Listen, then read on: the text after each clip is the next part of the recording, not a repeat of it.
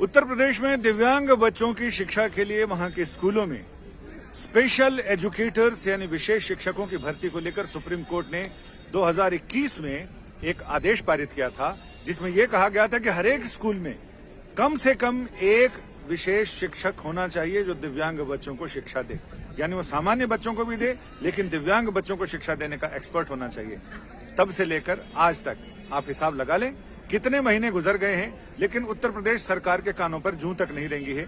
एक भी शिक्षक इस मामले में भर्ती नहीं हुआ है और इसमें पिछले साल कंटेम्प्ट ऑफ कोर्ट यानी कोर्ट के आदेश की अवमानना की याचिका लगाई गई, जिस पर अभी तक वो सुनवाई के लिए आई नहीं है। हमारे साथ इन याचिकाकर्ताओं के वकील हैं जिनसे हम बात करते हैं। आप पूरा नाम बताएंगे अपना? मेरा नाम प्रशांत शुक्ला है और ये केस मैं देख रहा हूँ। प्रशांत जी, सुप्रीम कोर्ट ने 2021 में ये ऑर्डर किया था। यस, अक्टूबर 2021 में। अक्टूबर, जस्टिस खानविलकर की बेंच। यस। और उसमें अभी तक शिक्षकों की भर्ती नहीं है। तो कितने स्कूल हैं जिनमें शिक्षकों की भर्ती होनी है?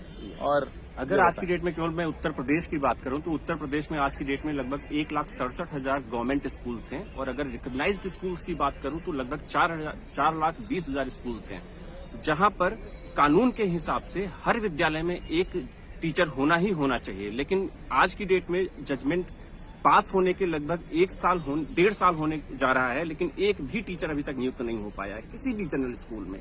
और ये कॉन्सेप्ट था इंक्लूसिव एजुकेशन का कि जहां पर एक सामान्य बच्चा पढ़े वहीं पे ही चिल्ड्रन विद स्पेशल नीड यानी डिसेबल बच्चा भी वहीं पे जाकर के पढ़े।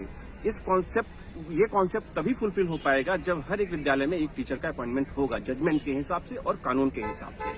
लेकिन आज करीब लगभग 1.5 साल होने जा रहे हैं और एक भी टीचर का अपॉइंटमेंट आज तक नहीं हुआ है।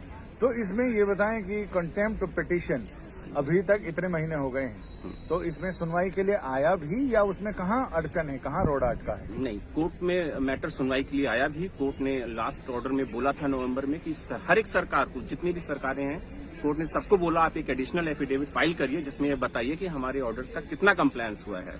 लेकिन सरप्राइजिंगली आपको ये जान के बड़ा आश्चर्य होगा कि बार बार सरकार क्या कर रही है कि वो रेजिडेंशियल स्कूल्स पे केवल फोकस कर रही है और इंक्लूसिव एजुकेशन पे बिल्कुल ही मतलब एक तरह से बताने नहीं चाह रही है इंक्लूसिव एजुकेशन पे क्या एफर्ट सरकार कर रही है।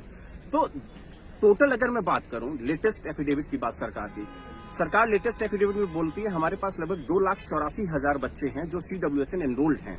उनके लिए इनके पास पढ़ाने के लिए केवल 2,000 टीचर्स हैं, वो भी कॉन्ट्रैक्ट बेस पे जो लास्ट 15 ईयर्स से पढ़ा रहे हैं।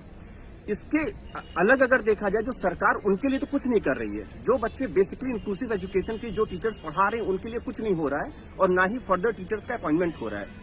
दूसरी तरफ अगर हम बात करें सरकार किस तरह से कोर्ट को आकर के बार बार मिसलीड करना चाह रही है, वो ये कहती है कि साहब कंप्लायंस तो हो गया 100% क्योंकि हमने टीचर्स का अपॉइंटमेंट कर दिया। और वो टीचर्स का अपॉइंटमेंट कहाँ पे दिखा रहे हैं? केवल रेजिडेंशियल स्कूल्स में, जो इनके पास करीब 16 रेजिडेंशियल स्कूल्स हैं और कुछ आगे अभी बन रहे हैं। तो कोर्ट को ये दिखाया जाता है कि साहब हमने कंप्लायंस कर दिया। और किसके लिए? लगभग 2,000 बच्चों के लिए जो रेजिडेंशियल स्कूल्स हैं उनमें जो टीचर्स हैं उनमें अपॉइंटमेंट करके ये दिखाना चाहते हैं कि हमने सारा कंप्लायंस कर लिया। जबकि 2,84,000 में से आपने सर्व कितनों को किया? केवल 2,000 बच्चों को। 2,82,000 बच्चे जो जनरल स्कूल्स में हमारे गांव में जो पढ़ रहे हैं इंक्लूसिव एजुकेशन, तो वहां पे पॉसिबल है, वहां के लिए आपने एक भी टीचर का अपॉइंटमेंट नहीं किया। ये आंकड़ों का खेल है जिसमें सरकार आंकड़ों का जादू दिखाकर कोर्ट में भी ये जादू चलाने की कोशिश करती है।